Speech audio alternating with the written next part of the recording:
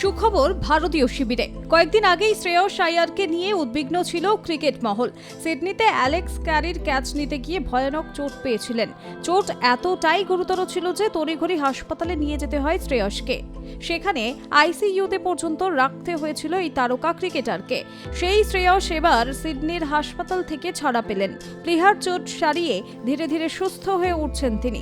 BCCI এর পক্ষ থেকে শ্রেয়স আইয়ারের তৃতীয় মেডিকেল বুলেটিন প্রকাশ করা হয়। সেখানেই দেওয়া হয় এই সুখবর। তিনি যে ক্রমে সুস্থ হয়ে উঠছেন সে কথা জানানো হয়েছে। দিন কয়েক আগে হাসপাতাল বেড থেকে নিজেই শারীরিক অবস্থার উন্নতির কথা জানিয়েছিলেন টিম ইন্ডিয়ার ওয়ানডে সহ অধিনায়ক।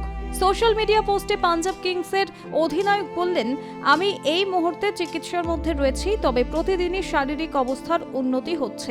আপনারা যেভাবে এই কঠিন সময়ে আমাকে সমর্থন করছেন, আমার আরোগ্য কামনা করে একের পর এক বার্তা পাঠাচ্ছেন, তাতে আমি কৃতজ্ঞ। আমাকে নিয়ে প্রার্থনা করার জন্য সকলকে ধন্যবাদ। সেই শ্রেয়স এখন অনেকটাই সুস্থ।